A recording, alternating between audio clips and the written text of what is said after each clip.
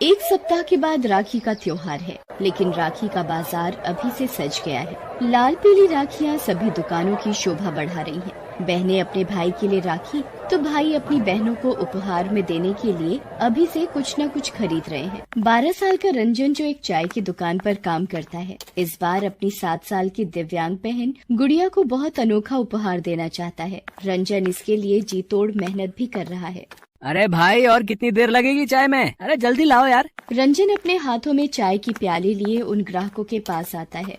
ये लीजिए साहब, गर्मा गर्म चाय। रंजन के दिन की शुरुआत अलग अलग घरों में न्यूज़पेपर डालने से होती है। उसके बाद 10 बजे तक वो चाय की दुकान में आ जाता, फिर रात के 9 बजे तक यहीं रहता। उम्र उसकी भी ज्यादा नहीं थी। सुबह से रात तक वो अपना पसीना बहा रहा था ताकि अपनी बहन को राखी पर उपहार दे सके। गुड़िया रंजन की सगी बहन नहीं है। आज से 3 साल पहले की बात है।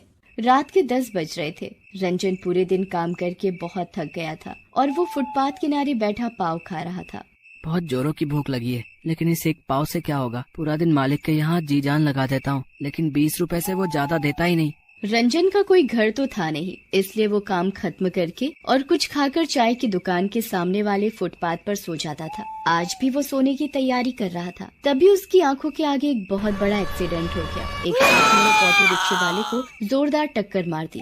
उस रिक्शे में एक पति पत्नी और एक 4 साल की बच्ची थी। टक्कर इतनी जोरदार थी कि मौके पर ही सभी की मौत हो गई। रंजन महीने में कम से कम ऐसे 2 एक्सीडेंट तो देखता ही था। आज भी उसने वो एक्सीडेंट देखा। एक्सीडेंट के बाद लगने वाली भीड़ को भी देखा। वो भी वहाँ भाग कर गया।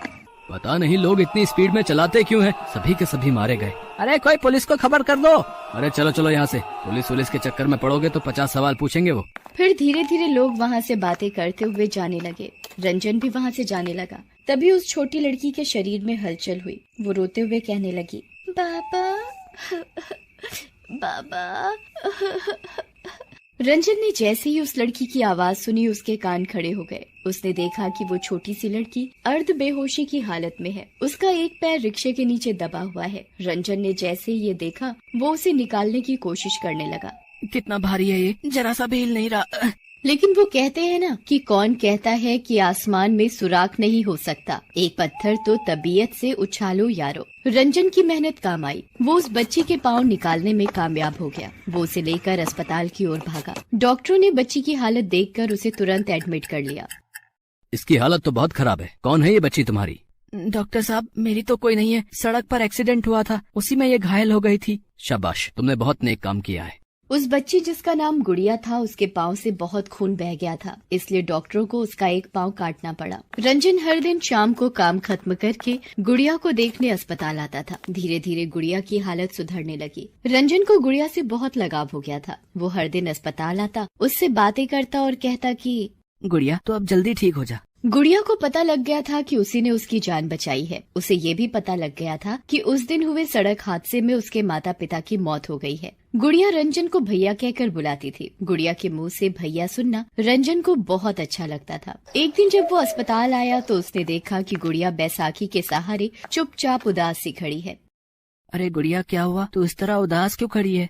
गुड़िया कुछ बोलती उससे पहले ही डॉक्टर साहब वहाँ आ गए और उन्होंने उससे कहा कि गुड़िया अब बिल्कुल ठीक हो गई है, तुम इसे अपने साथ घर ले जा सकते हो। ये कहकर डॉक्टर साहब वहाँ से चले गए। उनके जाने के बाद गुड़िया, डॉक्टर साहब ने कहा कि तुम्हें घर ले जाऊं। तुम्हारा घर कहाँ है? मेरा कहीं घर नहीं है भैया, हम गांव से यहाँ आए थे। पिताजी को यहाँ एक कपड़ों की फैक्ट्री में काम मिला था। पिताजी किराए का मकान ढूंढ ही रहे थे, लेकिन मकान मिलने के पहले ही वे दोनों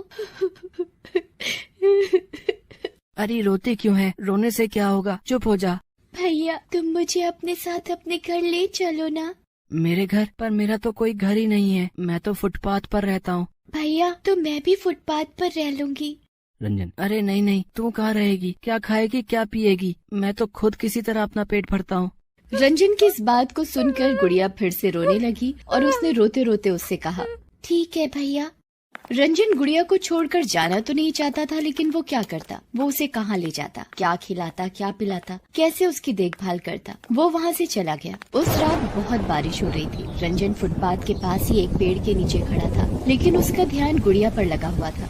मैंने गुड़िया के साथ अच्छा नहीं किया। मुझे उसे अकेले छोड़कर नहीं आना चाहिए था। मेरे जैसा ही उसका भी दुनिया में कोई नहीं है। वो बेचारी कहाँ जाएगी? रंजन बारिश में भागता हुआ अस्पताल की तरफ जाने लगा, लेकिन अस्पताल पहुंचने के कुछ दूर पहले ही उसे गुड़िया दिख गई। वो बेचारी भी सड़क के किनारे एक पेड़ के नीचे बारिश से छिपने के लिए खड़ी थी। वो भागकर उसके पास गया। तेरा भैया बिल्कुल भी अच्छा नहीं है, तुझे इस तरह छोड़कर चला गया। नहीं भैया, आप बहुत ही अच्छे हो। तूने कुछ खाया है? नहीं भैया, मुझे तो बहुत भूख लगी है। रंजन ने अपनी जेब में देखा, 5 रुपए पड़े थे। सिर्फ 5 रुपए ही है मेरे पास, बिस्किट खाएगी तू?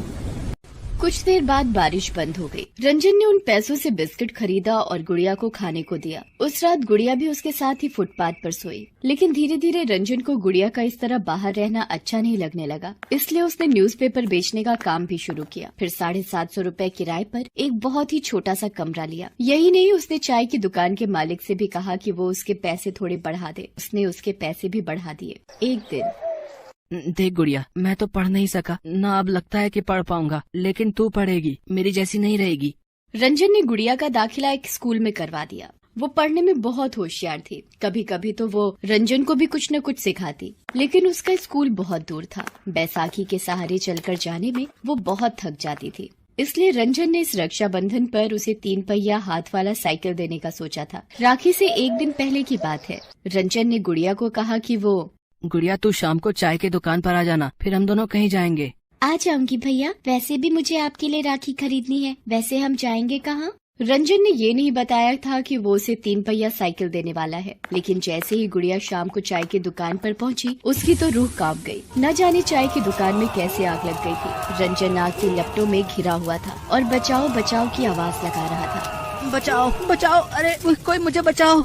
लोगों ने भीड़ तो बहुत लगा रखी थी, लेकिन कोई उसकी मदद को नहीं आ रहा था। आवाज लगाता लगाता वो बेहोश हो गया। गुड़िया ने जैसे ही ये सब देखा, वो आग की परवाह किए बिना दुकान में चली गई और अपने भाई को बाहर ले आई। हालांकि उसे बचाने में गुड़िया थोड़ा जल भी गई थी। रंजन भी जल गया था। फिर गुड़िया उसे लेकर अस्पताल पहुंची। रंजन की हालत को देखकर तुरंत ही उसका इलाज शुरू हुआ। 24 घंटे बाद उसे होश आ गया। होश में आने के बाद उसे पता लगा कि किस तरह उसकी छोटी बहन ने उसकी जान बचाई है। गुड़िया, राखी पर तो भाई अपनी बहनों की रक्षा का वचन देते हैं। तूने तो अपने भाई की ही जान बचा ली। देखना, मेरी ऐसी हालत हो गई है कि तेरा भाई तुझे कुछ दे भी नहीं पाया। वो ये कह ही रहा था कि गुड़िया ने अपने कपड़े का एक छोटा सा टुकड़ा फाड़ा और उसकी कलाई पर बांधते हुए कहा कि मुझे कुछ नहीं चाहिए भैया, बस आप ठीक रहे, मेरे लिए यही सबसे बड़ा राखी का उपहार है। रंजन ने अपनी कलाई पर बंधी उस अनोखी राखी को देखा और उसे कहा कि तू दुनिया की सबसे अच्छी बहन है। और गुड़िया ने कहा कि आप सबसे अच्छे भाई।